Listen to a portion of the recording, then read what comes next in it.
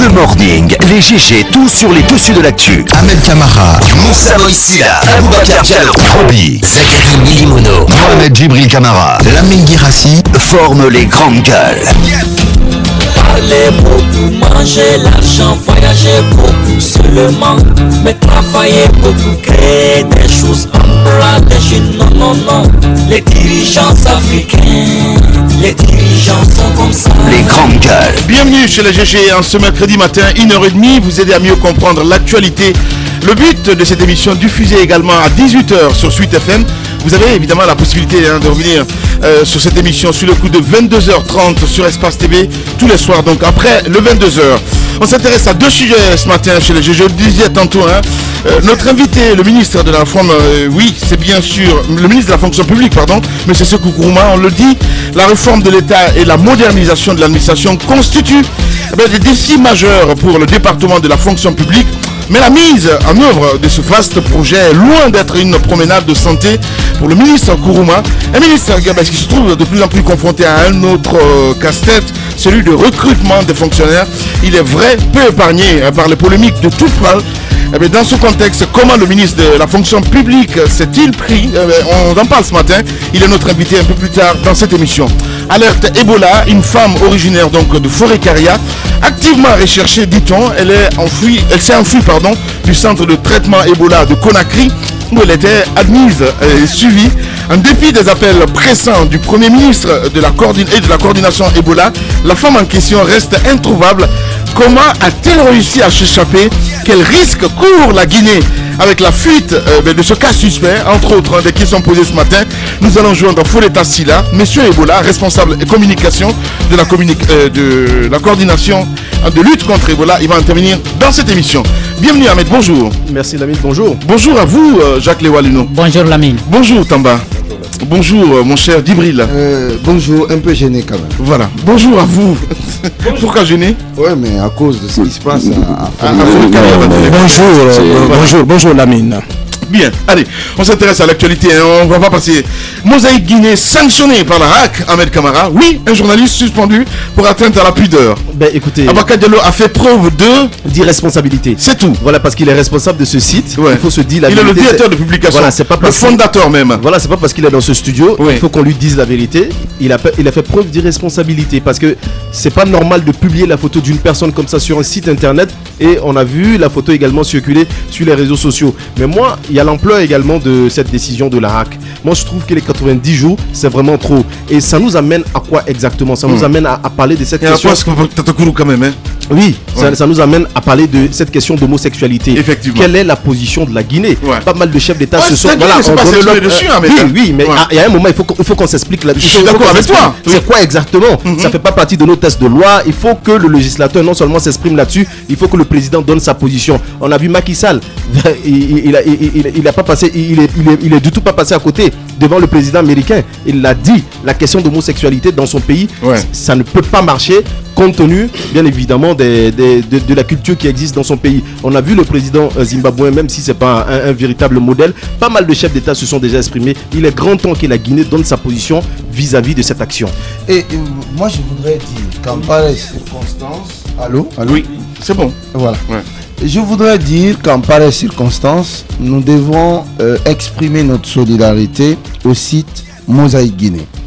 Du fait de la conférence. Non, je finis, Ahmed. Il faut signaler le dérapage. Faut pas que tu frétilles d'impatience à l'idée de me faire des crocs en jambes. Je pense que nous devons avoir cette vision de soutenir en pareille circonstance le site Mosaïque Guinée par souci de confraternité. Mais cette solidarité, Lamine, ne doit pas nous empêcher d'être lucides. Il y a une chose qui est indéniable dans cette affaire, c'est que les faits qui sont reprochés au site du fait des agissements d'un de ces journalistes sont suffisamment graves pour justifier cette sanction. Ça, c'est une chose. C'est une chose. Abaka souffre dans quand il parle d'agissement, non, surtout pas toi aujourd'hui, quand même.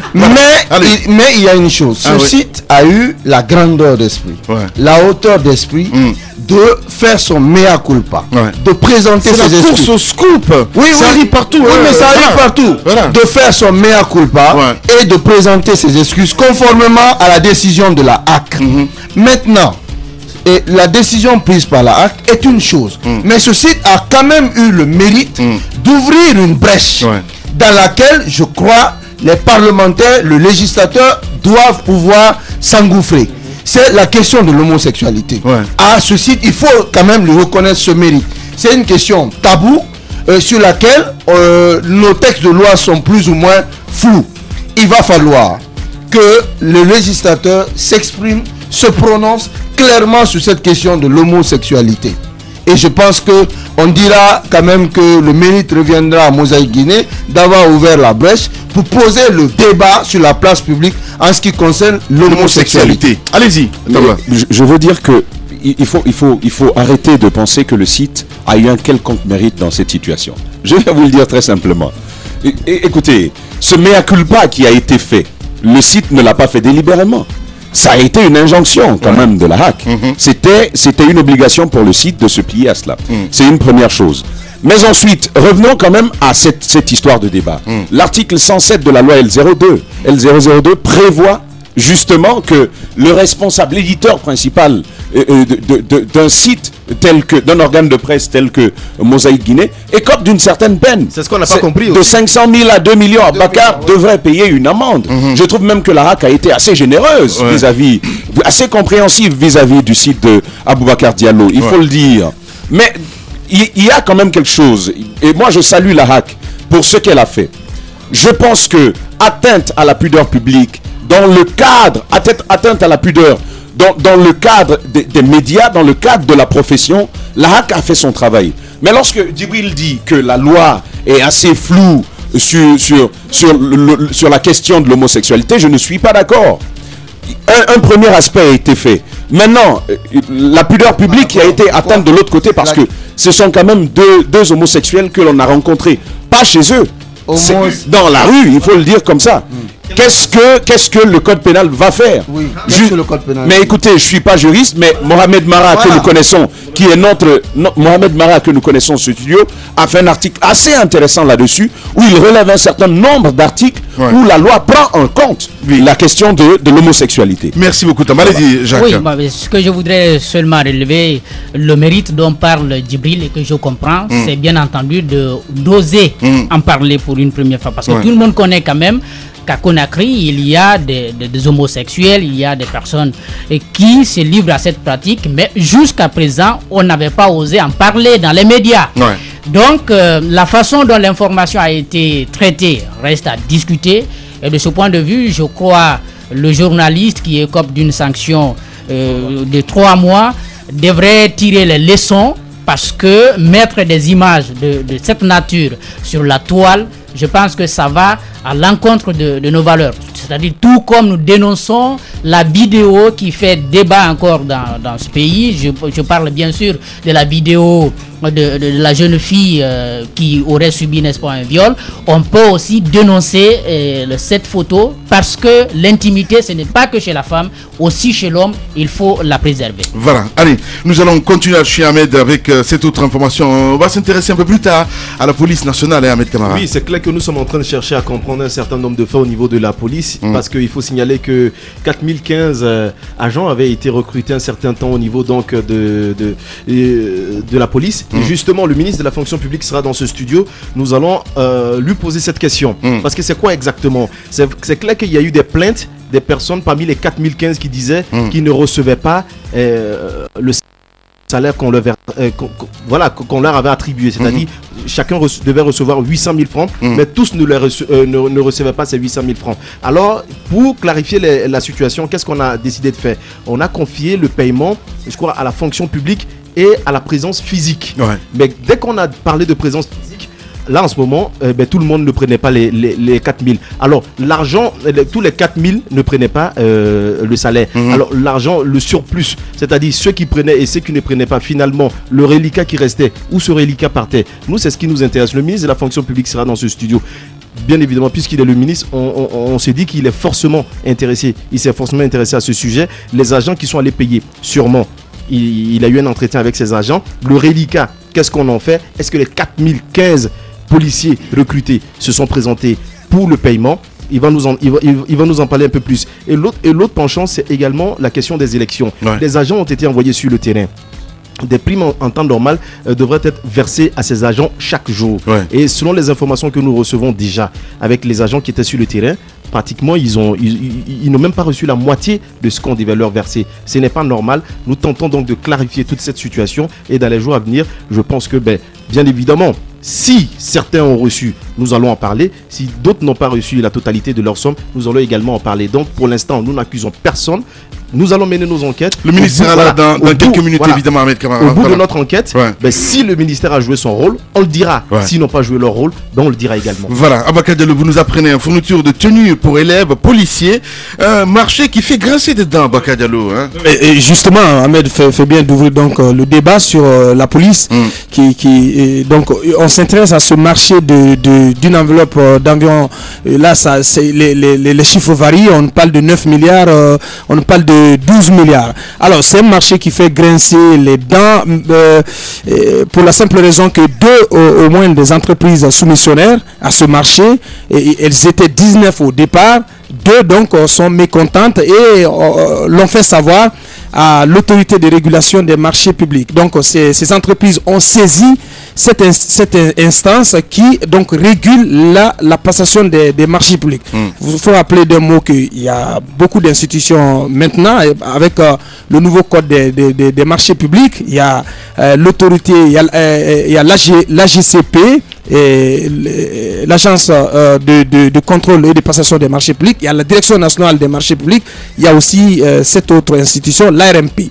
Alors c'est un marché qui a été lancé, un appel d'offres a été commandé par le gouvernement et à la suite duquel 19 entreprises ont soumissionné. Seulement que la date qui a été indiquée, la date butoir de réception des offres des différentes entreprises, elle a été fixée au 28 octobre, au 29 octobre si je m'abuse, à 12h. Ce qui va se passer, il a été constaté que 4 entreprises au moins, parmi lesquelles une des entreprises qui fait grincer les dents, ont déposé leur offre au-delà, selon nos enquêtes, au-delà de la date butoir, donc au-delà du 28 octobre à 12h. Donc ces entreprises auraient déposé leur offre à 15h le 28 octobre. Alors, c'est l'une de ces entreprises parle de confusion dans la diffusion des communiqués. Un premier communiqué qui fixe qui annonce cette date butoir et un second communiqué qui annonce la réunion de la commission qui statue sur ce marché et qui fixe cette réunion à 15h, le 28 octobre à 15h. Donc, c'est là où il y a la confusion. Et selon les explications que j'ai reçues du côté de l'AGCP, il n'y a pas d'ambiguïté.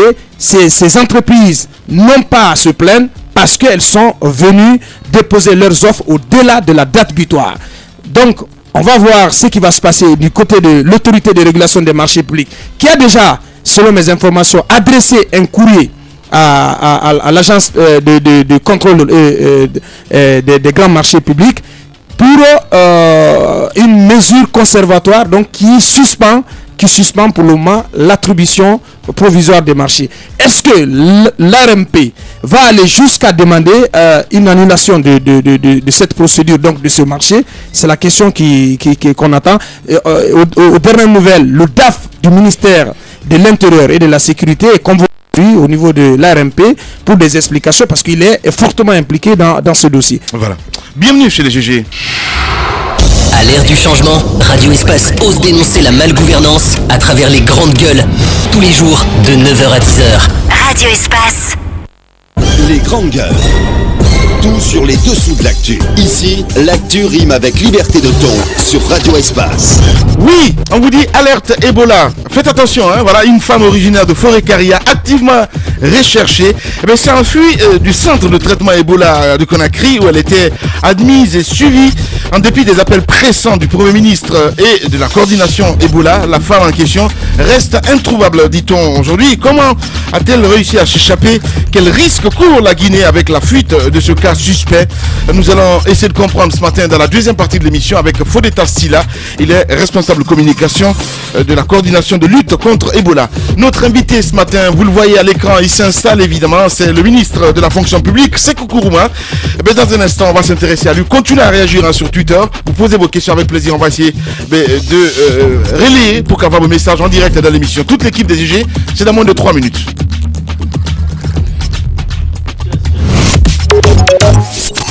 Soumouni, l'actu décortiquée à 360 degrés dans la langue du terroir. Escomptés. Donc à ce jour, nous sommes quand même quelque peu, c'est pas une autosatisfaction, mais à travers les actes qui ont été posés ces dernières années, nous sommes quelque peu fiers de ce que nous sommes en train de faire.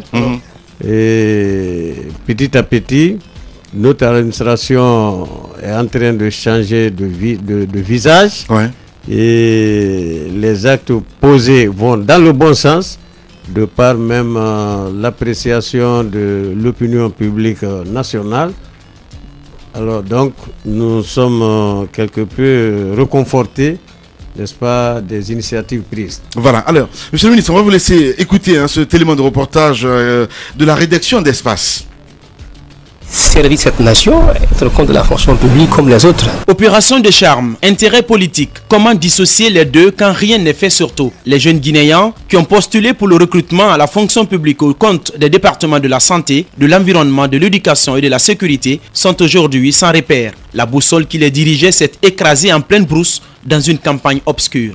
Aucune information venant du département de la fonction publique ne rassure. Depuis le 24 8e mois 2015, j'ai déposé les dossiers à Ratoman pour l'option philosophie, mais jusqu'à présent rien. Dans ce pays-là, c'est comme ça, il faut aussi passer par des relations certainement ou bien corrompre certains pour être retenu. Donc jusqu'à présent, on attend. Désespéré, déprimé, ce jeune indique que l'action du département de Sékou Kourouma visait à les utiliser à des fins politiques. C'est purement politique, on nous a utilisés, on nous a bernés parce que l'espoir qui était en nous en postulant et aujourd'hui vraiment l'écart est grand vraiment. Je suis encore dessus de la réalité de mon pays. Lamine, lui, a une femme et des enfants. Il croyait qu'avec cet appel d'offres et un éventuel recrutement à la fonction publique, sa vie connaîtrait un changement positif. Mais hélas. Je suis marié, j'ai mon enfant qui est là et madame est en état aussi. Tu as vu, non, c'est pas facile, il faut payer la maison, il y a des besoins, il ne faut pas tout raconter quoi, mais on gère. La main au cœur, le jeune s'adresse au ministre Kourouma. De revoir lui-même son passé. Vous savez, quand on fait une sorte d'introspection sur le passé de l'homme, tu vas avoir pitié des autres. Parce qu'avant, il n'est pas né ministre. Et c'est sûr que lui aussi, il pouvait faire de ça pour qu'il laisse son nom dans l'histoire. Dire que quand il était ministre, j'ai fait un effort pour recruter des jeunes à la fonction publique. Là, c'est un bon nom ça. Mais s'il ne pense pas à ça, l'histoire va le condamner un jour. À quoi sert de lancer un appel d'offres si le gouvernement n'est pas prêt à recruter? C'est un manque de considération à l'égard des jeunes, conclut un autre postulant très en colère. Ce n'est pas le niveau qui manque, mais on ne sait pas pourquoi. Les grandes gueules. Réaction à chaud, monsieur le ministre, vous avez écouté cet élément de reportage? Oui, merci monsieur Guirassi. Je crois que ces messages des jeunes me donnent un pincement de cœur. Alors, je note ici un manque total d'informations de la part, n'est-ce pas, des jeunes concernés. En fait, ce que je voudrais dire, c'est que nous sommes... J'appartiens à un gouvernement responsable. Nous sommes un peu à l'image de notre chef, le président Alpha Condé. Quand il dit, il le fait. Akafo, akake. Abafo, adake. Nous aussi, nous sommes à son image. Lorsque nous disons, nous promettons, nous le faisons. Et à ce titre, à travers le ministère de la fonction publique, le gouvernement a décidé d'organiser cette année une série de concours de recrutement, parmi lesquels vous avez le concours d'accès à la santé et ensuite le concours d'accès à la fonction publique pour le compte de l'éducation, pour le compte de l'environnement, pour le compte de la sécurité. Et également, il y avait les examens professionnels de l'éducation qui devraient avoir lieu. Alors, je crois savoir qu'à date, nous avons organisé, il y a juste 3 mois, les examens professionnels de l'éducation. Alors, ces examens professionnels, les corrections à ce jour sont en train d'être finalisées et les résultats vont être publiés, n'est-ce pas, avant la fin de l'année, quand on sait que d'habitude, dans un passé récent, quand il y a les examens professionnels, il fallait attendre 2 ans, 3 ans pour avoir les résultats. Ouais, alors nous, en quelques mois, on va produire les résultats. Monsieur le ministre, mais ces jeunes qui sont en colère, justement, j'en viens. On va pas dire qu'ils n'ont pas la bonne information. Ils n'ont pas la bonne information. C'est bien de dire à Kafou, à Kaké, mais à un moment, il faut une réponse quand même. Voilà, ils n'ont pas la bonne information. Parce que au compte de la santé, dans le cadre du renforcement du système sanitaire national, le gouvernement a promis l'organisation d'un concours de recrutement de 2000 agents pour le compte de la santé. Je crois savoir que ce concours a eu lieu. Il y a eu 17 000 candidats et nous avons identifié, découvert plus de 2000 faux diplômes. Aujourd'hui, on est en train de mettre les numéros d'anonymat sur les CV, sur les fiches de concours. Donc le travail continue. Maintenant, nous avons lancé également un appel à candidature pour recruter 2500 jeunes au compte du ministère de l'enseignement préuniversitaire et 500 jeunes au compte de l'enseignement technique professionnel. Et les jeunes ont déposé les dossiers à peine il y a 2 mois. Alors, nous n'allons pas nous précipiter. Nous sommes en train de vérifier les diplômes de ces jeunes qui ont déposé.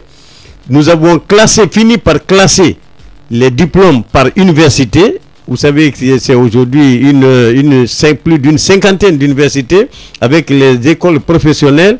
Alors, avec quelle garantie justement? Parce que à écouter ces jeunes-là, vous avez dit tout à l'heure, vous les comprenez, il y a l'autre même qui allait dire, oui, quand le ministre regarde un petit peu dans son passé, un jour il n'est pas né ministre. Je veux dire, là, il y a la frustration parce que pas comprendre. Ils sont mal informés. Donnez-nous la bonne information, monsieur le ministre. La procédure est en cours. Oui. Les dossiers qui ont été déposés sont en train d'être traités. D'accord. Les diplômes sont en train d'être vérifiés au niveau des universités qui ont délivré ces diplômes et en fin de compte, lorsque nous aurons finalisé cette phase, nous allons programmer, fixer la date, n'est-ce pas, du concours avant la fin de l'année. Donc, qu'ils soient rassurés que le concours de recrutement à l'éducation aura lieu, bel et bien lieu, avant la fin de l'année, dès que nous terminons l'opération de vérification des diplômes. Voilà, parce qu'on parle recrutement encore, Ahmed Kamara, hein, vous l'évoquez ce matin, avec le cas de ces policiers, mon cher ami. Bien évidemment, quand on parle de modernisation de l'administration, je ne dis pas que tout recrutement doit être arrêté, mais déjà, il y a un processus qui est en cours, qui n'est pas totalement terminé, c'est-à-dire on n'a pas encore une totale visibilité sur tous ces fonctionnaires, mais on continue de faire des recrutements. Finalement, ce processus aboutir. Et quand on parle des cas de ces 4015 policiers qui ont été recrutés, tous ne recevaient pas. Il y a eu des plaintes. Alors, comment est-ce que vous gérez tout ce flux? Alors, je crois que l'opinion se souviendra de cette fâcheuse histoire de recrutement des jeunes policiers. À l'époque, sous la transition, on parlait de Kassia Bougny, on parlait d'ailleurs. Et c'est en 2014 que le gouvernement a décidé finalement de recruter les 4015 agents de police. Lorsque ces agents ont été recrutés et mis à la disposition du ministère de la Sécurité à l'époque, alors je crois que ce recrutement a fait l'objet d'un certain trafic, il faut le dire, il faut le reconnaître. Ça fait l'objet de malversation. Donc en clair, ce que vous essayez de dire ce matin, les 4015 ne sont pas tous des policiers parce que on a procédé. Pendant ce temps, ils continuent à toucher l'argent, monsieur le ministre. C'est que vous ne savez pas, justement. Chacun de ces recrutés-là touche 800 000 francs guinéens. Je vous ai dit, je vous dis, nous sommes en train d'assainir complètement ce dossier parce que le dossier a été transmis à un moment donné à la gendarmerie nationale. La gendarmerie nationale a eu à écouter un nombre important d'officiers supérieurs de police pour situer les responsabilités dans la malversation, n'est-ce pas, dans la gestion de ce dossier, et nous-mêmes au compte de la fonction publique. Alors, cette question simple, monsieur le ministre, vous savez déjà qu'il y a un problème avec ces 4015 recrutés. Alors, comment ça se fait qu'ils continuent toujours à percevoir de l'argent? Justement, parce que nous étions en train d'assainir la situation. Mais ça continue. Non, s'il vous plaît, c'est un processus. Non, mais entre-temps, la question de Lamine, monsieur le ministre, si vous permettez, elle vaut tout son pesant d'or, parce que si vous vous engagez dans ce travail de nettoyage, et il va sans dire que cela devrait subséquemment provoquer une réaction chez vous, c'est-à-dire qui devrait vous pousser à arrêter tout au moins le processus de paiement de ces... Mais il faut d'abord identifier qui est là, qui n'est pas là. C'est ce que nous avons, c'est ce que nous venons de... Non, on peut pas, non, s'il vous plaît. Grande gueule. Allez, non, moi je ne suis pas au ministère de l'Intérieur pour savoir les 4015 qui est qui. Non, non, soyons objectifs. Je reconnais qu'il y a eu de la malversation au niveau du ministère de l'Intérieur. Et les responsabilités sont maintenant situées et les sanctions vont tomber. Bien. Le ministre Sékou Kourouma, donc ce matin, notre invité chez le GG. Voilà, moi j'ai envie de poser cette question parce que vous avez pris l'exemple tout à l'heure sur le chef de l'État, le président Condé. Vous avez dit, oui, Akaf Wakake. Quand il est venu au pouvoir, il avait gelé pas mal de marchés. On parle, en fait, la question posée, c'est dans ce sens-là, justement. Parce que je ne peux pas comprendre que vous le reconnaissiez ce matin, qu'il y a 4015 recrutés quand même, qui a des soucis dans ce sens-là, mais en même temps, qui continue à percevoir de l'argent. Je ne sais pas, est-ce qu'il y a, vous ne pouvez pas prendre de mesures fortes dans ce sens, à dire, on va geler le salaire de ces gens-là, en attendant je vous apprends que il y a quelques jours, nous avons reçu le rapport officiel de la gendarmerie. Ok. Nous avons des grandes oreilles ici. Et voilà, nous venons de recevoir le rapport de la gendarmerie et nous avons pris des dispositions pour bloquer les salaires des personnes concernées. Nous avons déjà près de 99 inspecteurs de police et agents qui sont concernés et dont les salaires, n'est-ce pas, sont bloqués ce mois-là. Bien. Il y a encore sur le cas des diplômes, des faux diplômes, j'aimerais pas qu'on passe dessus, parce que vous avez détecté, vous-même vous l'avez dit, près de 2000 faux diplômes au concours, au compte de la médecine, du ministère de la Santé. Alors, qu'est-ce qui va suivre? Est-ce que vous avez déjà remis ces diplômes, ces faux diplômes au ministère concerné, au ministère de l'Enseignement supérieur? Quelle sanction va suivre, monsieur le ministre? C'est une très bonne question. Effectivement, lorsque nous avons, disons, assaini les dossiers de candidature des gens de la santé, alors ces 2000 et quelques faux diplômes ont fait l'objet de transmission pour les traduire à la justice. Ils répondront devant la justice.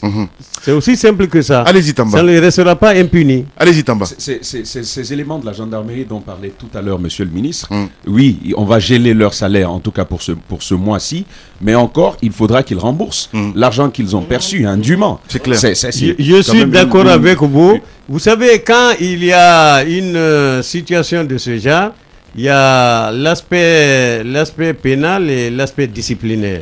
Nous nous occupons de l'aspect disciplinaire.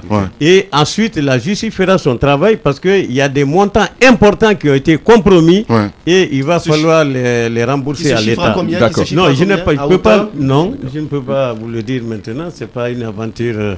Je ne veux pas m'aventurer dans ça. Voilà. Ainsi, je peux poser ma question. Vous parliez tantôt d'une procédure assez longue. Et vous disiez que vous n'étiez pas pressé. Mais est-ce que vous n'estimez pas que ces retards, justement, peuvent entretenir la fraude autour de ces concours-là? Il faut d'abord prendre du temps pour vérifier l'authenticité des diplômes. Ensuite, l'examen a lieu. Et ça va encore prendre combien de temps? Est-ce que tout cela n'ouvre pas une brèche à la fraude? Pendant qu'on continue à parler, par exemple, pour le cas du concours pour la santé, on parle de 10 millions par candidat, lorsque vous versez cet argent et ensuite on vous autorise, est-ce que vous n'estimez pas que tout ça entretient la fraude? Non, ne faites pas de la surenchère. Donnez-moi la preuve.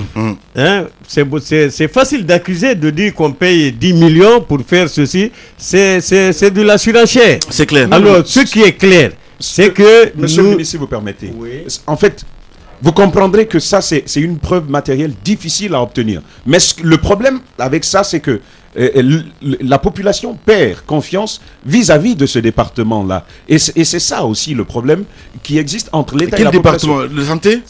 Non, mais je parle du ministère de la fonction publique. Ok. C'est peut-être votre perception que je respecte. Sinon, avec le concours de la santé, l'opinion publique nationale a bien apprécié la mesure de vérification des diplômes.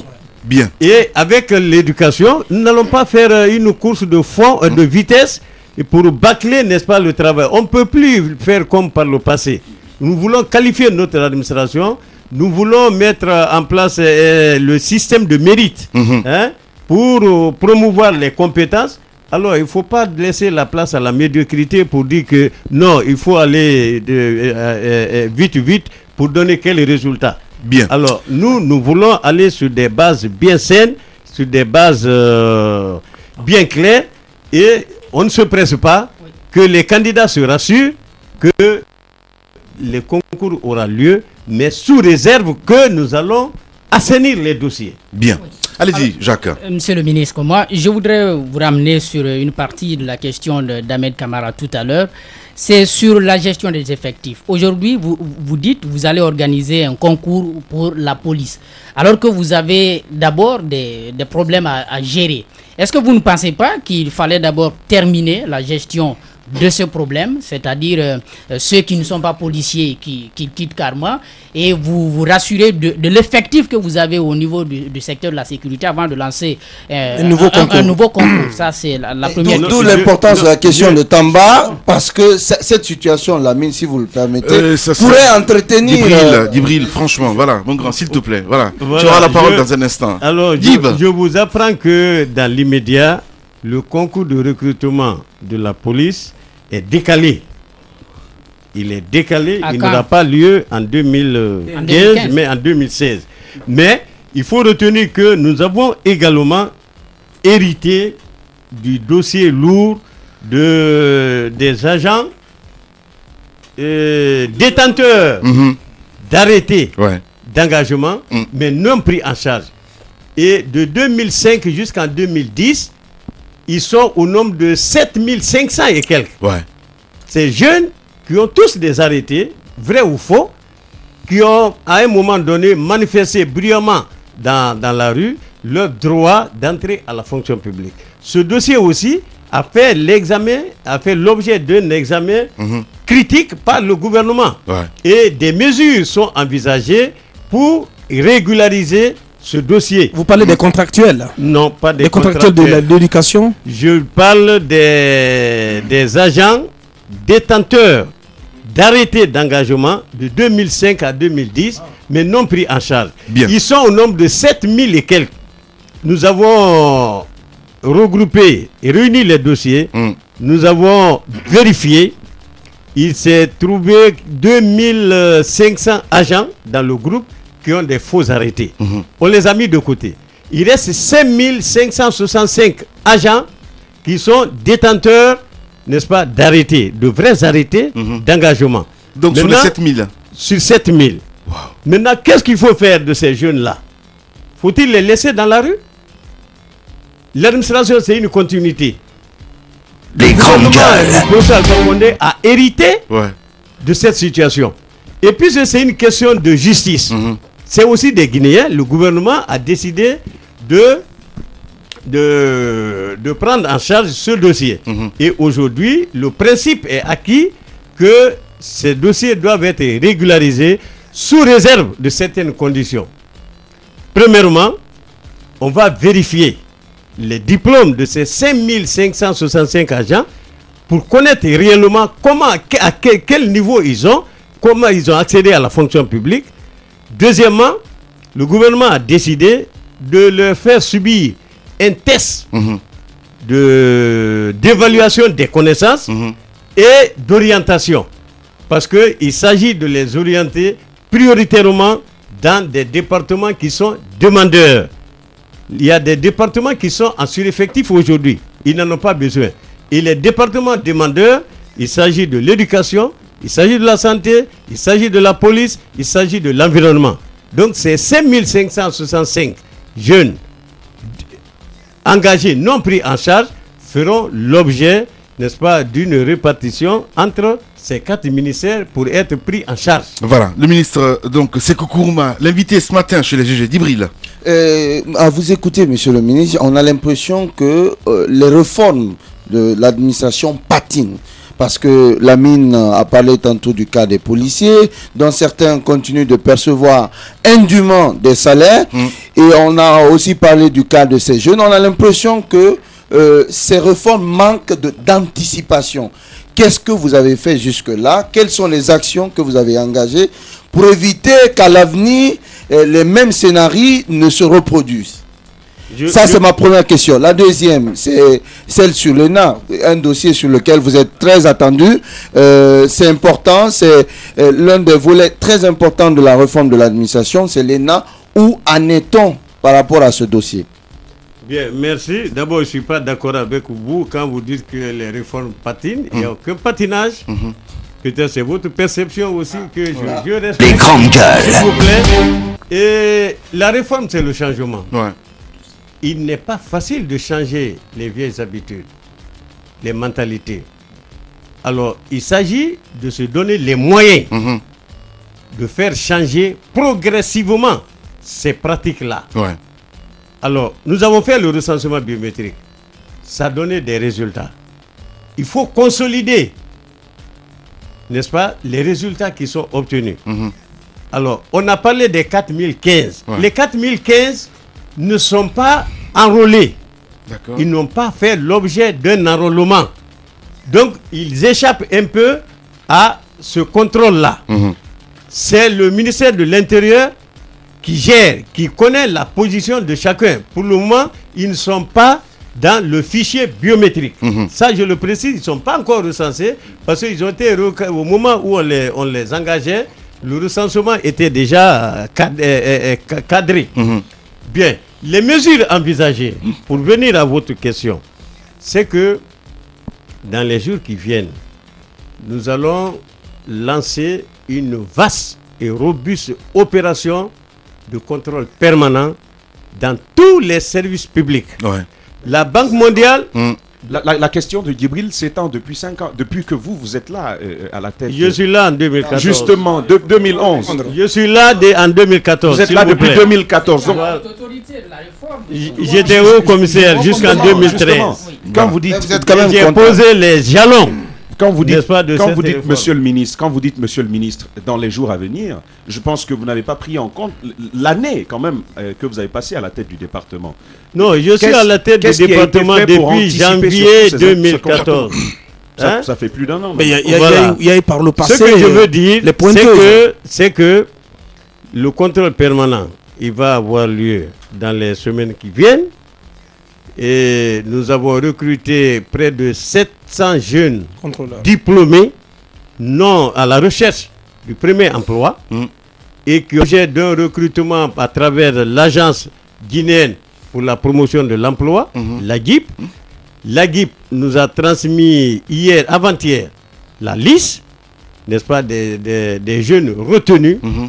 Il s'agit maintenant de les former, de les redéployer dans les ministères, dans les régions, dans les préfectures et dans les sous-préfectures pour aller faire pendant 3 mois le pointage systématique, d'abord avec les pointeuses électroniques, deuxièmement avec l'ouverture des registres de contrôle des présences tous les jours.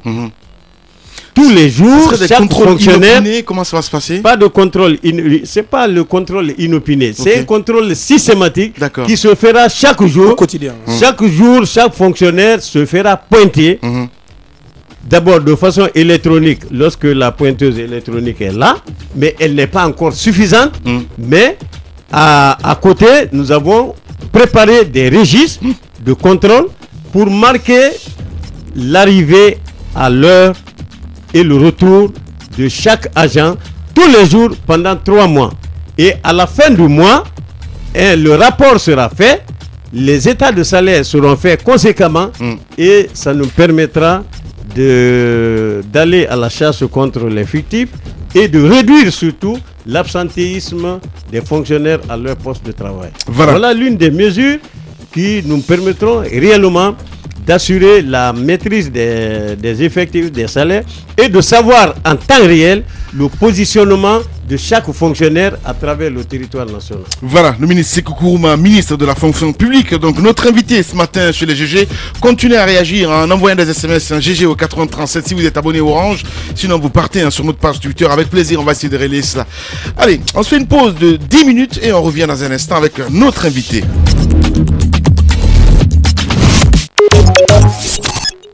Les grandes gueules. Tout sur les dessous de l'actu. Ici, l'actu rime avec liberté de ton sur Radio Espace. Mais aussi sur Espace TV, tous les soirs à 22h30, vous avez accès à cette émission. Vous nous écoutez du côté de Cancan sur 99 FM. Merci de votre fidélité. On part avec quelques SMS reçus. Lui, il est du côté du Canada, c'est Alpha, donc Edmonton du côté du Canada, qui nous envoie ce message. Voilà un ministre très discret, mais qui fait un gros travail fourni sur le terrain. Je valide sa démarche car c'est pas une procédure aisée, la gestion, réforme de l'administration. Félicitations et courage à lui. J'espère qu'il aura la chance de poursuivre son challenge. On reste là-dessus avec cet autre message. Voilà, les 4015 n'ont jamais été dans une école de police, monsieur le ministre. Dans les conditions normales du personnel de la police, il est recruté, formé avant d'être engagé. Malheureusement, c'est le contraire qui se passe chez nous pour le cas des 4015. Donc le recrutement, on va s'intéresser là-dessus. Selon certaines sources d'information, il existe de faux diplômes, il l'a dit le ministre, des changements d'identité permis, en tout cas en ce qui concerne ces chiffres. On reste là-dessus avec cet autre message, monsieur le ministre. Voilà, en ce qui concerne cet auditeur qui pose la question, l'État ne peut rien, seules les entreprises publiques offrent de l'emploi pour peu qu'elles soient soutenues. On parle un petit peu des entreprises publiques. C'est un peu dans ce sens. J'ai pas trop compris la question, mais je vais revenir un peu plus là-dessus. Et c'est une question à son excellence. Qu'en est-il de la situation des certifiés du projet rajeunir et féminiser l'administration? C'est un projet phare du professeur Alpha Condé avec l'appui de la France. C'est un auditeur donc qui pose cette question. On part avec la plateforme de la radio. Ces auditeurs, voilà évidemment. Monsieur le ministre, quel sort réservé aux enseignants contractuels? L'État et le corps, je sais pas, qu'est-ce qu'il veut dire exactement? Franchement, je comprends pas, le monsieur. Bonjour les GG, c'est ADK. Je voudrais que vous demandiez au ministre quand la publication du lot de faux arrêtés qui attendent toujours leur intégration. Donc, cet autre auditeur, donc bonjour les GG, quel est le dépôt de recrutement des agents de sécurité de l'environnement? Je comprends pas. Allez, Bakar, on va continuer le débat avec le ministre. Oui, monsieur le ministre, moi je rebondis à ce que vous disiez quand on partait à la pause, parlant de ce grand contrôle, de cette vaste et robuste opération, je reprends vos termes, que vous allez engager les semaines à venir pour traquer, en tout cas, dans la réalité, ces faux agents. Et alors, cette opération, elle va se mettre en place dans quelles conditions? Parce que quand on sait que les fonctionnaires guinéens, pour se rendre à leur lieu de travail, il n'y a pas de système de transport. Ça, c'est une première observation. Et quand ils viennent dans ces lieux de travail, il n'y a pas même où travailler. Il n'y a pas de bureau, il n'y a pas d'infrastructure. C'est dans la plupart des cas. Alors, je finis avec la question des anciens ministres et des anciens premiers ministres. Et ils n'ont pas de bureau. Généralement, ils sont retournés à leur département d'origine où ils ne sont pas postés. Donc, quelle est leur situation? Parce que quand vous allez engager cette opération, quel va être leur sort? Ça, c'est la question concernant donc cette opération. Et je prends dans le tas certains corps, les contractuels de l'enseignement, ces enseignants contractuels. Quel est leur sort? Quel est le sort de ces jeunes, en tout cas, qui se sont mis en tenue de douaniers et qui partaient régulièrement devant la primature? Quel est le sort du reste des 500 jeunes DAF qui n'ont pas été déployés encore. Donc c'est une question en double. D'abord sur le contrôle, avec ses conditionnalités. De l'autre côté, le sort d'un certain nombre d'anciens ministres. Les anciens ministres, les 500 jeunes, etc. Mais souvent, ils ne reprennent pas le boulot, hein, ces anciens ministres. Quand vous prenez le cas de Pogomou. Ils n'ont pas où aller. Ça dépend. Ils n'ont pas où aller. Parfois, ils ont honte de retourner. Oui, c'est vrai. C'est important qu'on entende le ministre de la fonction publique là-dessus. Allez-y, monsieur le ministre. Merci beaucoup. Je dis que le contrôle permanent, d'abord, il faut concevoir le contrôle comme étant une fonction de gestion. C'est à cause de la mauvaise gouvernance on a, et les problèmes de corruption qu'on a relégué au dernier plan l'activité liée au contrôle. Sinon, c'est une fonction de gestion, comme la planification, comme l'organisation, comme la direction. Bon, et en ce qui concerne ce contrôle permanent, qui va débuter bientôt, je dis qu'il vise tous les fonctionnaires, postés ou non postés. Et vous savez, le contrôle, le pointage, qu'il soit physique ou électronique, il y a deux objectifs.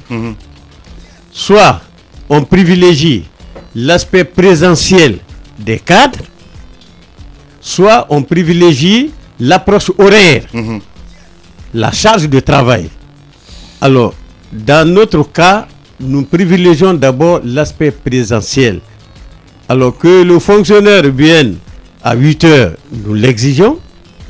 S'il vient mentionner aussi, il se fait pointer à 10 heures, nous enregistrons. Mais pour un départ, nous voulons nous rassurer que les fonctionnaires qui sont payés sur le budget de l'État sont effectivement présents en Guinée et qui se présentent à leur poste de travail, postés ou non postés. Ça, nous voulons nous rassurer que ce n'est pas des fictifs. D'accord. Ça, nous allons privilégier ça au niveau, élargir au niveau de tous les fonctionnaires. Vous ferez pointer physiquement dans les registres, mais électroniquement à travers les pointeuses électroniques. Maintenant, à la fin de l'opération, pour les 3 mois, nous savons qu'il y a beaucoup de fonctionnaires qui ne sont pas postés. Pas seulement les anciens ministres. Pas seulement les anciens ministres. Alors, nous allons appliquer les dispositions du statut général des fonctionnaires qui stipule que lorsque un fonctionnaire n'est pas posté, ce n'est pas sa faute. C'est que l'administration n'a pas eu les moyens de l'utiliser. Donc, en attendant, on le met en congé d'expectative. D'accord. Pour toute la durée pendant laquelle l'administration n'aura pas besoin de lui. Mais dès qu'on a besoin de lui, on le poste, on le ramène, donc on met congé payé. Il continue d'être payé. Voilà. C'est un congé payé. Alors, l'autre aspect du contrôle, c'est l'aspect horaire, la présence horaire. Comme dans les entreprises. Vous venez à 8 heures, vous devez retourner c'est à la fin de l'heure. Alors, durant le mois, on calcule le volume horaire, n'est-ce pas, pendant lequel vous avez travaillé. Et on fait si vous avez raté, n'est-ce pas, un certain volume horaire de travail, 10 heures dans le mois ou 12 heures dans le mois, on fait une défalcation. On fait une défalcation sur votre traitement. Alors, mais pour le moment, nous n'en sommes pas là. D'abord, tous les services publics ne sont pas encore dotés de pointeuses électroniques. C'est ce qui va être fait avec l'appui de la Banque mondiale. Vous êtes à combien de pourcents aujourd'hui? Bon, d'abord, tous les ministères sont dotés. D'accord. Toutes les préfectures sont dotées et toutes les régions. Mais c'est insuffisant parce que quand on prend un grand ministère comme les finances, avec les différentes structures, en principe, chaque structure doit être dotée d'une pointeuse électronique. Oui, mais à part le département, quand je prends par exemple le cas du département de la communication, on sait que la RTG, il y a un nombre pléthorique de fonctionnaires, finalement qui ne se pointent même pas, qui ne viennent pas. Est-ce que qui va qu'à d'autres occupations. Justement, est-ce que de ce côté, c'est pas seulement le ministère de la communication, parce qu'il n'y a pas le ministère en lui-même qui nous intéresse, mais plutôt des départements stratégiques, si je peux me permettre de dire comme ça. Qu'est-ce que vous faites dans ce sens-là, monsieur le ministre? D'abord, le cas des journalistes ou même des agents de police, ils sont pas, c'est pas déjà des bureaucrates pour être là à 8 heures et repartir à 16 heures. Donc nous mettrons en place un système approprié de contrôle au niveau, n'est-ce pas, des professions qui exigent une certaine mobilité professionnelle. Alors, l'essentiel est que ces gens soient pointés. Puisque nous avons des contrôleurs qui sont là sur place tous les jours, et à chaque heure, ces agents ont l'obligation de se faire pointer. Sinon, à la fin du mois, ils ne seront pas comptabilisés. Voilà. Lui, c'est Koukouma, notre invité ce matin chez les GG. Oui, sur ma deuxième question, le cas des contractuels, des enseignants contractuels, des 500 jeunes DAF, mais aussi de ceux qui réclament leur intégration à la douane. Bon, d'abord pour le cas des enseignants contractuels. Je crois savoir que dans le cas, bon, je parle des enseignants, des contractuels. En général. Alors, il n'y a aucune règle absolue qui dit que lorsque on est contractuel, qu'on peut migrer directement dans la fonction publique comme fonctionnaire. Aucune règle ne l'établit. Alors, notre administration publique, c'est une administration publique à deux vitesses. À la fois une fonction publique d'emploi, donc on recrute des contractuels et on met fin à leur fonction lorsqu'on n'a plus besoin d'eux, comme dans le privé. Ensuite, il y a la fonction publique de carrière. Là, on recrute des carrières qui passent, les fonctionnaires qui passent toute leur vie au service, à servir, n'est-ce pas, la communauté. Donc, comme vous l'avez dit, un contractuel, c'est celui qui bénéficie d'un emploi qui n'est pas permanent. Quand l'emploi est supprimé, le contractuel, il s'en va. Donc, il n'y a pas de principe qui fonde la migration des contractuels en fonctionnaires. Ce qui veut dire que le concours que vous vous apprêtez à lancer, il est libre, hein, il est loisible à ces contractuels parce que leur nombre est estimé à plus de 7000 quand même. Est-ce qu'il est loisible de participer à ce concours finalement pour obtenir leur intégration à la fonction publique? Je crois que c'est la plus grande opportunité pour les contractuels de l'éducation de se présenter à ce concours pour être fonctionnaire. C'est la plus grande opportunité. Une précision avant de vous poser cette question. Vous parlez des contractuels, il n'y a pas que des enseignants, il y a aussi des chauffeurs. Si ces chauffeurs doivent, par exemple, intégrer, oui, ils ont des chauffeurs, si ces chauffeurs doivent, par exemple, intégrer la fonction publique, puisque le statut du fonctionnaire est clair, et on ne peut accéder à la fonction publique que sur concours. Que se passe-t-il pour ces chauffeurs? Deuxième question, l'immobilisme au sein de l'administration. Nous sommes dans une administration où vous allez voir une personne qui fait 20 ans au même endroit. Qu'est-ce qui se passe pour rendre cette personne ou ces personnes vraiment importantes pour l'administration, mais dans d'autres secteurs? C'est encore l'une des plaies de notre administration. Vous avez raison. Et d'abord, les chauffeurs contractuels, ils ne peuvent pas être des fonctionnaires. Parce que les fonctionnaires sont classés en 3 catégories. C'est la catégorie A, B et C. À l'intérieur de A, il y a des catégories intermédiaires. Pour avoir témoigné d'un certain niveau de formation et de compétences. Ils ont fait des concours. Mais je crois savoir que les chauffeurs ne font pas de concours pour accéder à la fonction publique. Ils ne sont pas des fonctionnaires, ils sont des contractuels permanents. D'accord. Et ils évoluent dans ce statut-là. Ils ont la qualité de contractuel permanent. Mais il y a des appels d'offres dans ce sens-là, ces chauffeurs-là, comme si vous devez les recruter. Oui, absolument, absolument. Voilà. Ok. Et ça fait l'objet d'un appel d'offres. L'immobilisme. Maintenant, quant à l'immobilisme, c'est une des plaies de notre administration. Que vous n'avez pas soigné. Oui, la réforme, c'est graduel. On ne peut pas, la réforme, lorsqu'elle est brutale, elle est rejetée. Elle crée des rejets et, n'est-ce pas, et même des révoltes. Bien. Alors, il faut aller graduellement. Le sujet de la réforme, c'est des individus, c'est des personnes qui ont des besoins, qui ont des attentes, et l'action des réformes porte sur les hommes. C'est pas sur des animaux. Donc, il faut aller graduellement, de façon pédagogique, pour faire avaler un peu les différentes pilules. Toute réforme est source de tension. Mais bien sûr. Il faut tenir compte de ça. Donc, l'immobilisme, sinon, dans le statut général de la fonction publique, il est prévu la règle de la mobilité. Mobilité professionnelle, c'est-à-dire qu'on peut changer de profession ou de fonction pour les mobilités fonctionnelles, mais mobilité géographique, on peut quitter d'un milieu à un autre, mais ce n'est pas réglementé. Et il faut alors réglementer, parce que ça crée des fonctionnaires féodaux dans les services inamovibles.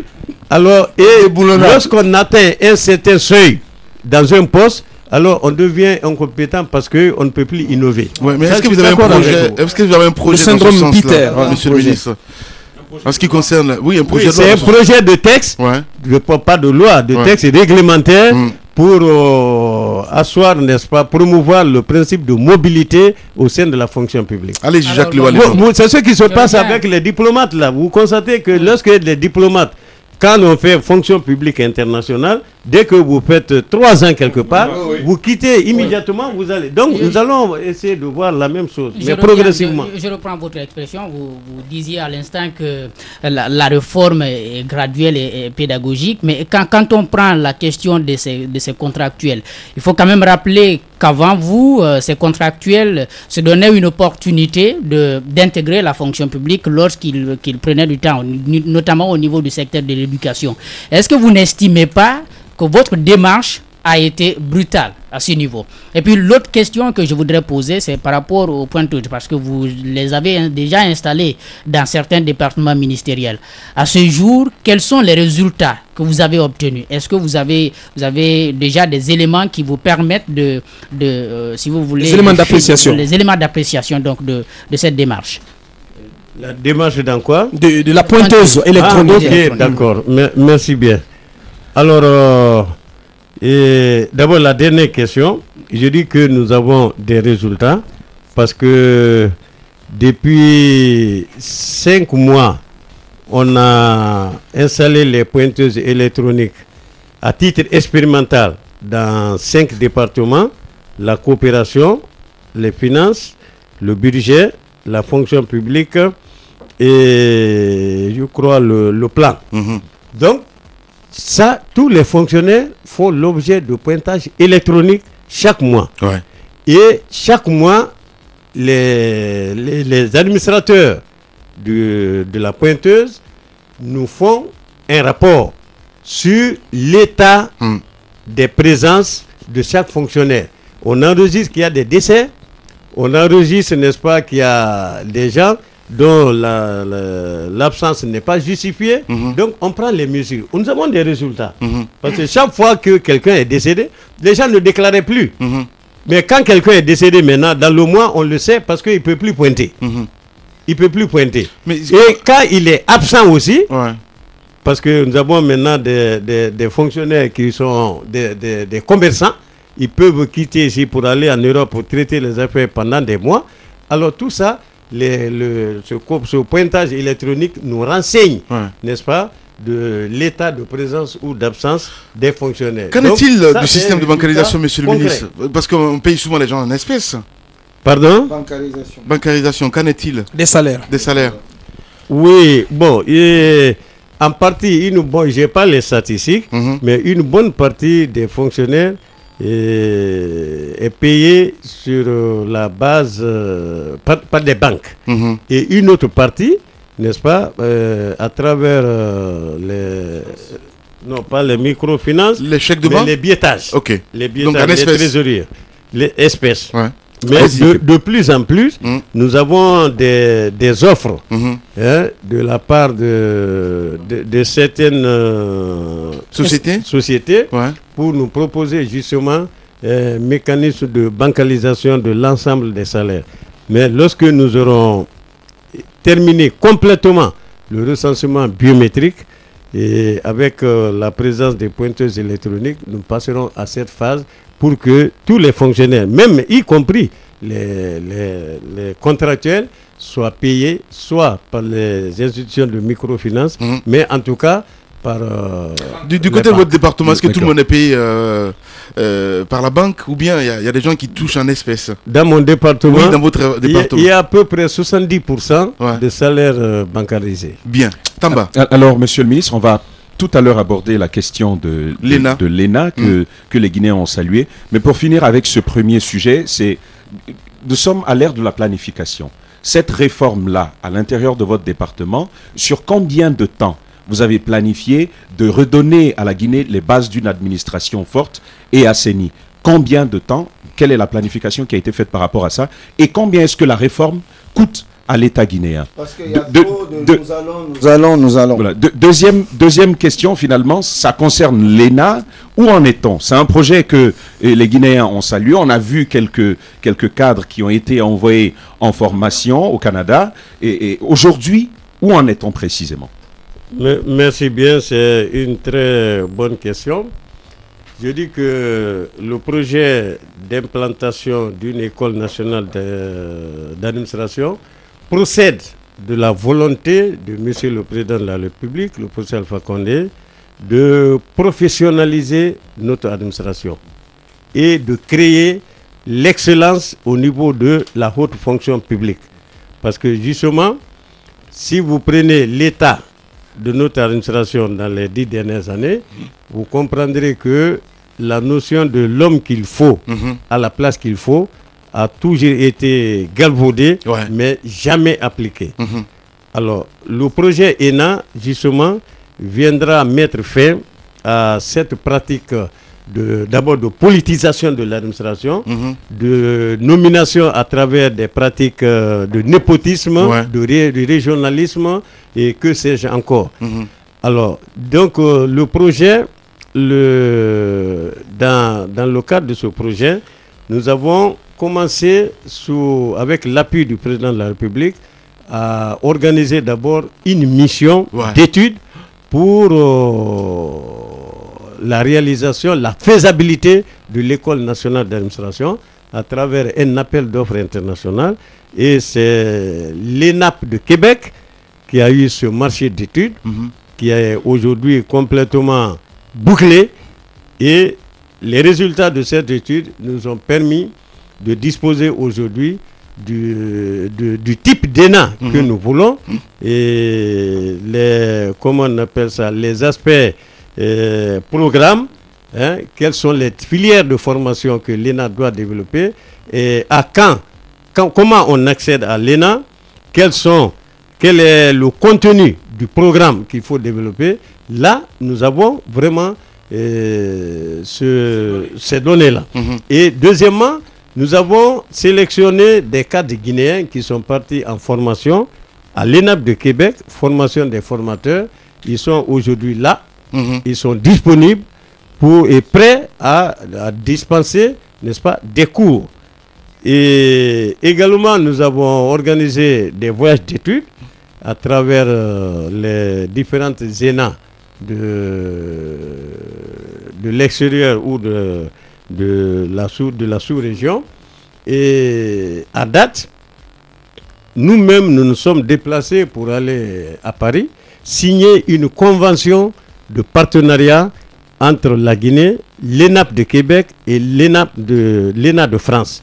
Cette convention de partenariat existe et ces deux institutions, il faut d'ailleurs ajouter l'ENAP de Maroc également, de Rabat, elles sont prêtes, n'est-ce pas, à accompagner la jeune ENA dans son opérationnalisation.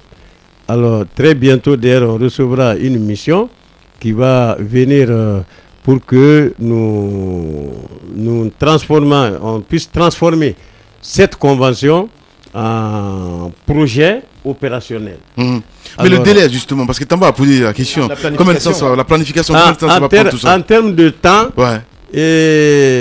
d'abord je dois préciser que la mise en place de l'ENA revêt deux aspects. Il y a l'aspect développement institutionnel que je suis en train de développer là, jusqu'au recrutement des nouveaux élèves, mais aussi il y a l'aspect infrastructure. L'aspect infrastructurel, on a un site de 6 hectares à Kénendé qu'on est en train de réhabiliter et de viabiliser. Et sur fonds propres, sur fonds de l'État. Alors, la clôture pour construire les murs de sécurité, alors il y a une entreprise qui est en train de travailler, de clôturer ces 6 hectares sur fonds propres. Maintenant, ça va prendre combien de temps? 2 ans, 3 ans? La réforme. La réforme en général, nous l'avons planifiée de 2014 à 2017. Bien. Allez, 2014-2017. Voilà. Allez, le coût, c'est 30 millions de dollars. 30 millions de dollars. Allez, on va évoluer. Tout projet confondu. Allez-y, Ahmed. Alors, monsieur le ministre, vous avez parlé de beaucoup de choses. Vous avez parlé de ce contrat, de ce contrôle permanent, sur lequel moi je veux bondir donc. L'aspect social, est-ce que vous avez tenu compte de cela? Parce qu'un jeune que vous envoyez dans une ville à l'intérieur du pays, il ne veut pas se faire des ennemis. Il se retrouve dans un département où il doit, le matin, vérifier la présence des uns et des autres. Et après, on lui dit, non, mais tu sais, telle personne, il y a ceci, il y a cela, donc il faut mettre. Est-ce que vous avez pensé à cela? Et l'autre aspect, c'est qu'est-ce que vous ne mélangez pas les pinceaux? Parce que dans les différents recrutements dont vous parlez, c'est qu'on fait les concours et après on se met à vérifier les diplômes. Est-ce qu'il ne fallait pas d'abord vérifier tout cela, faire d'abord le tri, avant de permettre à ces personnes de pouvoir faire le concours? Même en termes de coût, ça pourrait diminuer. Oui, donc vous avez très mal compris parce qu'avec la santé, on a fait la vérification des diplômes et on a mis de côté, écarté les faux diplômes. Ceux qui avaient les diplômes authentiques, c'est eux qui ont concouru. À la police, vous payez avant de contrôler? Non, c'est pas. Non, ils n'ont pas. C'était depuis la transition. Oui, c'est pas nous, c'est un héritage. Justement, mais écoutez, tout ce que vous avez dit, tout ce que vous avez dit, on ne peut pas prendre la responsabilité d'une situation qu'on n'a pas. Les grandes gueules. Oui, vous avez parlé de la santé. L'éducation aussi, les gens ont déposé les dossiers, le concours n'est pas fait parce que nous sommes à l'étape de vérification des diplômes. Vous voulez qu'on saute l'étape là? C'est juste pour comprendre, monsieur le ministre. Justement, le peuple a droit de savoir. Oui, c'est pourquoi je vous... Les grandes gueules. Le raisonnement ne tient pas. Bien. Parce qu'on n'a jamais fait le concours. C'est une question, c'est une question. Non, c'est une question. Oui, c'est juste une question. Alors, ça ne tient pas, mais ça ne tient pas. Mais je suis désolé, vous êtes engagé à payer des gens que vous n'avez pas recrutés. Je suis d'accord, mais vous êtes engagé à les payer et après faire le contrôle. Ah oui, parce que nous avons hérité, maintenant nous voulons assainir.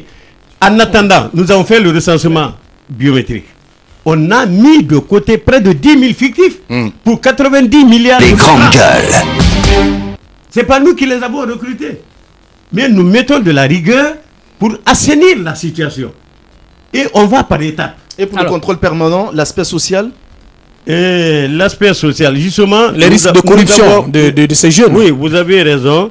Je crois qu'on pouvait prendre les fonctionnaires, recruter des fonctionnaires pour aller contrôler des fonctionnaires. Est-ce que qu'est-ce que vous auriez dit? C'est la question même que je voudrais poser. Pourquoi si on recrutait des fonctionnaires pour aller contrôler, pointer les fonctionnaires, qu'allez-vous dire? Oui, mais nous avons privilégié, puisque c'est les jeunes en quête diplômés, en quête du premier emploi, qui sont beaucoup plus motivés, plus intéressés à ce qu'il y ait de l'emploi. Ça ne suffit pas. Accéder à la fonction ça publique. Ça ne suffit pas pour échapper à la corruption. Nous disons que, prioritairement, nous pouvons compter sur leur engagement. Nous allons les former. Les fils du doute. Ils seront aussi rémunérés conséquemment. Monsieur le ministre, le risque de corruption est là, mais quand même... Mais vous semblez être fataliste. Je voudrais revenir sur ces jeunes. Vous êtes fataliste, vous êtes dans une sorte fataliste. Non.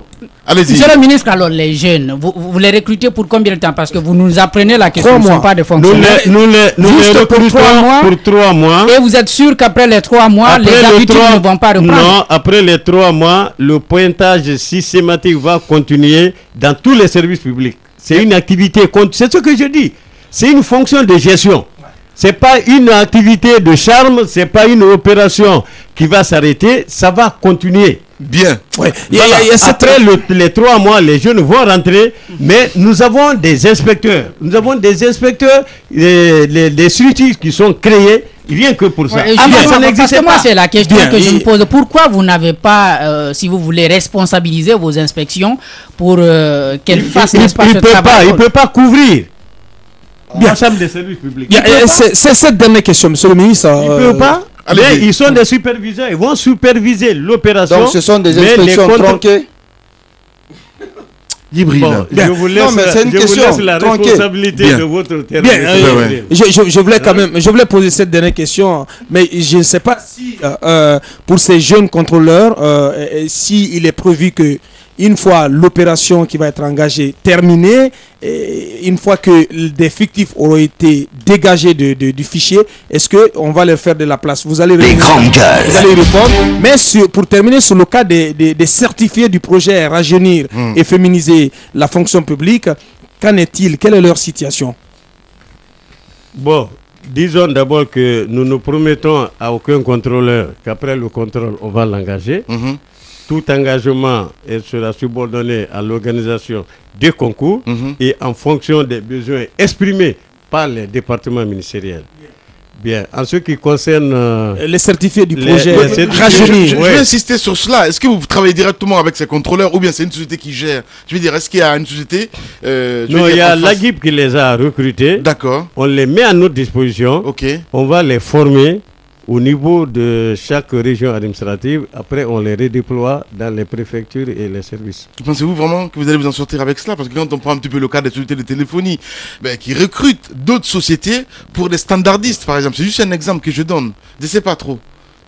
Bon, de toutes les façons, nous sommes confiants au dispositif que nous avons mis en place. Bien. Les certifiés du projet Rajeunir. Oui, à un certain moment, est-ce qu'il ne fallait pas quand même faire confiance à l'administration, permettre aux cadres de gérer les grandes gueules, permettre de mesurer également cette modernisation? Parce que quand on dit modernisation de l'administration, c'est aussi quelque part la conscience professionnelle. Mais nous tirons les leçons du passé. Il ne faut pas avoir la mémoire courte. Depuis les 20 dernières années, combien de fois on a fait le contrôle, le recensement? Depuis des années. Ça a donné quels résultats? Ces recensements ont été faits par des fonctionnaires. Ça a donné quels résultats? Rien. Bien. Il a fallu le recensement biométrique pour connaître qu'on a près de 10 000 fictifs dans la fonction publique. Alors, il faut répéter cette expérience. Je dis non. Bien. Il faut venir vers les jeunes qui ont intérêt à ce que nos fichiers soient assainis, qu'il y ait de la place pour eux et auxquels on va demander beaucoup de rigueur pour que ce contrôle connaisse une certaine réussite. Dans tous les cas, on ne peut pas tromper parce que la pointeuse elle est électronique. Ou on est là, dans le système, ou on n'est pas. Bien. On ne peut pas corrompre. Si vous n'êtes pas là, on ne peut pas être enregistré. Si vous êtes là, vous êtes enregistré. Il n'y a pas de trucage dans ça. Je posais cette dernière question, Monsieur le Ministre, au sujet des certifiés du projet Rajeunir et féminiser l'administration. Oui, c'est encore l'un des projets phares de Monsieur le Président de la République. Alors, à chaque occasion, il ne cesse, n'est-ce pas, d'en parler, rajeunir et féminiser l'administration. Et je crois que progressivement, on est en train de faire la part belle, n'est-ce pas, à la jeunesse. Alors, c'est un projet qui a été initié avant que je ne vienne à la tête du ministère de la fonction publique en 2014. Et le projet consiste à recruter pour un départ 1200 jeunes fonctionnaires qui devraient être vraiment les fonctionnaires du changement. On devrait les former à toutes les pratiques du management public et aux principes enjeux de l'administration pour que ces jeunes-là soient en tout cas porteurs ou leviers, n'est-ce pas, du changement dans les administrations. Alors, on a recruté une première promotion, une deuxième promotion les 2 premières années et le projet a été bloqué par cause d'Ebola parce que ce sont des experts français avec l'appui donc de l'ambassade de France, l'appui financier et technique, les experts français qui venaient assurer la formation des jeunes. Depuis l'apparition d'Ebola, le projet a été interrompu. Nous espérons que dès la fin d'Ebola, le projet va reprendre. Et d'ailleurs, l'Union européenne était aussi vivement intéressée à venir appuyer ce projet parce que c'était à titre expérimental. Alors, il faut maintenant l'élargir, n'est-ce pas, pour lui donner un caractère beaucoup plus intégrateur. Bien. Alors, on va revenir sur les EPIC, parce qu'on a parlé du privé, pardon. Quand on prend un petit peu les EPIC, on sait bien du côté du ministère du Tourisme, un décret présidentiel qui n'est pas du tout appliqué pour l'instant. On nous signale de ce côté. Vous avez même été saisi de la question. Justement. Expliquez-moi très bien, qu'est-ce qui se passe? L'ONT, il y a l'ONT, le GP. Quel est le problème? Il y a quand même des décrets qui ont été pris pour la fonctionnalité de leur, de leur mission, mais pour le respect de leur statut, ces EPIC-là, ces entreprises publiques à caractère industriel et commercial, et les décrets ne sont pas effectifs, ne sont pas appliqués, monsieur le ministre. Et vous, en tant que ministre de la fonction publique... En quoi ils ne sont pas appliqués? Il faut être très, très concret. Et quelle est la disposition? Allez, est-ce qu'on va faire, mon cher Idi, voilà, est-ce qu'on peut appeler la Junior Condé, s'il te plaît, voilà, pour nous en dire un peu plus sur... Allez, Tamba. On va partir, par exemple, avec l'ONT, l'Office national du tourisme, où un décret récemment a été pris pour repréciser les rôles de chacun. À l'Office national du tourisme, en tout cas d'après nos informations, le ministère serait en train de peser davantage sur des prérogatives qui reviennent normalement au directeur national qui est M. Laye Junior Condé. Notamment que des permis d'exploitation dans le domaine touristique et hôtelier, ça revient normalement à l'Office national du tourisme. Aujourd'hui, il y a encore des souffrances, de sérieuses souffrances de ce côté-là, que le directeur national puisse justement agir en tant que tel. Le département semble davantage peser, notamment même dans la perception de certaines redevances vis-à-vis de l'Office national du tourisme. Tout ça n'entre pas dans l'escarcelle du directeur national. Je vais renchérir avec notamment la question des droits d'entrée. En ce qui concerne les projets de construction d'hôtels que nous sommes en train de voir pulluler ici et là, normalement, l'ONT doit avoir une part de ristourne, en tout cas dans ces tickets d'entrée. Cela n'a jamais été payé à cette épique. Voilà. Allez, nous avons la Junior Condé, peut-être qu'il va mieux nous expliquer, hein, parce que le ministre ne connaît pas du tout le dossier. Hein. Là, bonjour. Oui, bonjour les grandes gueules. Voilà, bienvenue dans cette émission à Baka de Loma. Oui, la question des épiques, on s'y intéresse. On sait que ça a du mal à être effectif dans notre pays. Des décrets sont pris comme dans votre cas. Expliquez-nous, est-ce que vous avez déjà saisi le ministre de la fonction publique de la question? Merci les grandes gueules. Les élections étant finies, grâce au marketing du président de la République, la Guinée retrouve une croissance à travers le barrage énergétique de Caleta. Mais nous sommes estomaqués ce matin par rapport à la gouvernance qu'explique monsieur le ministre de la fonction publique. Nous avons été nommés à peu près à la même période. Nous avons fait le constat des lieux tel qu'il est en train de le faire. Il le sait pertinemment que les entreprises publiques sont des démembrements de l'État qui ont des rôles assignés à elles. C'est-à-dire qu'en clair, le président de la République a restructuré les entreprises publiques qui sont une entité au même titre que l'État, mais il s'avère que certains ministres dans certains départements n'arrivent pas à comprendre que ces entreprises publiques jouissent de l'autonomie financière et judiciaire. Comme dans votre département. A été pris récemment. Là. Oui. Comme chez vous, avec Tata Vieux.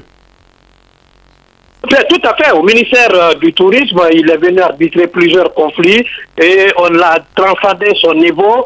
Nous nous sommes retrouvés à la présidence sous l'arbitrage de monsieur le président de la République qui a pris un décret le 9 avril dernier. Alors, comme nous étions en période électorale, nous n'avons pas voulu faire encore jeter le dévolu sur la gouvernance au même titre que l'opposition, malgré la bonne foi du président. Mais il s'avère que nous sommes estomaqués lorsque le commissaire aux apports nous a donné des ressources à travers le ministre des Finances.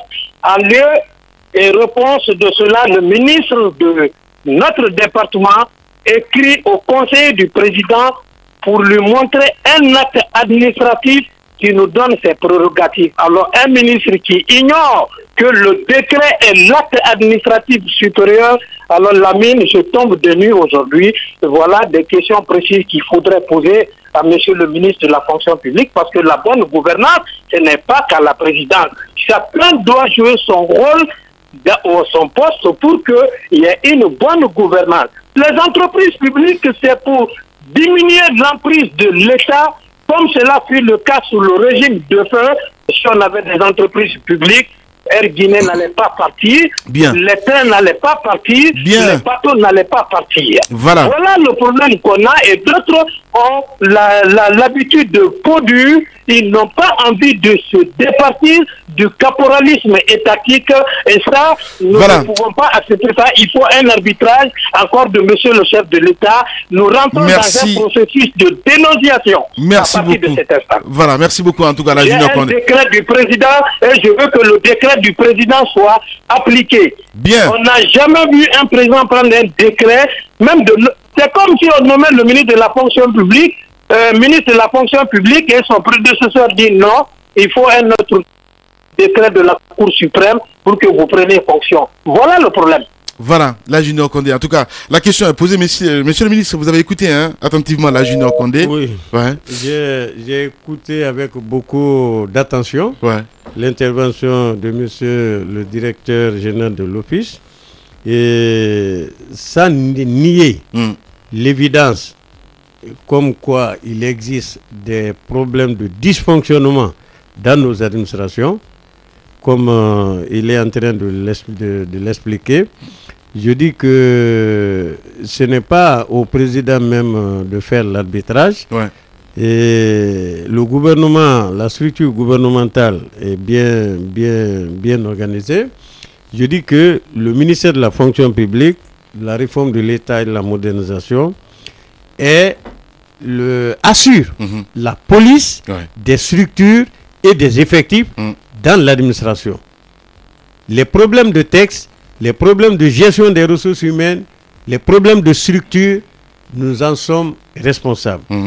Pour le moment, nous n'avons pas été saisis officiellement. Je n'ai pas pris connaissance de ce problème. Et nous pensons que le problème n'est pas isolé. Et peut-être que dans l'avenir, dans un avenir immédiat, il va falloir organiser un atelier de relecture de tous les textes qui régissent ces établissements publics pour harmoniser et les rationaliser afin de faciliter leur application. Voilà. Allez, nous tendons à la fin de cette émission. Nous allons passer à cette petite rubrique. Les grandes gueules. La minute, oui ou non. Un feu roulant de questions avec une seule réponse possible. Oui ou non. Langue de bois, s'abstenir. Langue de bois, s'abstenir, ça n'y a pas l'air, franchement, le ministre de la fonction publique ce matin, notre invité, monsieur Sékou Kourouma. Vous allez continuer à nous donner une note, évidemment, voilà, à la prestation de notre invité. Dans quelques minutes, il y aura le grand oral, il va s'exprimer, évidemment, pour vous rassurer, vous, fonctionnaires, à l'écoute de l'émission. Très nombreux à nous regarder à l'extérieur. Ahmed Camara, oui ou non? Alors, monsieur le ministre, vous l'avez signalé à l'entame de cette émission, c'est clair que la modernisation de l'administration, c'est un processus, mais également, on a besoin de beaucoup de moyens. Et vous avez dit que la date butoir est prévue pour 2017. 2017, c'est demain. Concrètement, si vous avez les moyens, vous allez pouvoir réussir votre mission en 2017. Si vous n'avez pas, vous n'allez pas pouvoir, même si vous restez à ce poste. Oui ou non? Le micro, s'il vous plaît. Oui, si j'ai les moyens. Et non, si j'ai pas les moyens. Alors, mais actuellement, oui ou non, vous avez les moyens? Non, je n'ai pas tous les moyens. Voilà, Tamba. Alors, monsieur le ministre, oui ou non, il existe des chefs de département, je veux dire, des ministres à l'intérieur de l'équipe gouvernementale qui ne maîtrisent pas bien le système de l'administration étatique. Oui ou non? Je n'ai pas pleine connaissance. Voilà. Non. Jacques Liwali, non. Oui ou non, monsieur le ministre, ces concours sont une opportunité pour votre département d'engager les proches à la fonction publique? Non. Oui ou non, vous craignez aujourd'hui pour votre poste? Non. Oui ou non, tous les 500 jeunes DAF qui ont, auxquels le président avait promis donc, des emplois, oui ou non, ils ne sont tous pas dispatchés et déployés? À 90%, ils le sont. Alors, vous avez signalé tout de suite que vous n'avez pas tous les moyens. Oui ou non, à l'allure actuelle, si on continue, ben vous n'allez pas pouvoir atteindre vos objectifs? Non. Non. Allez-y. Monsieur le ministre, oui ou non? Une minute, voilà. Oui ou non, vous êtes vous-même continuellement surpris par les défis de la réforme? Non. Oui ou non, il n'y a pas de synergie d'action entre le département, le vôtre, et les départements pour lesquels vous recrutez?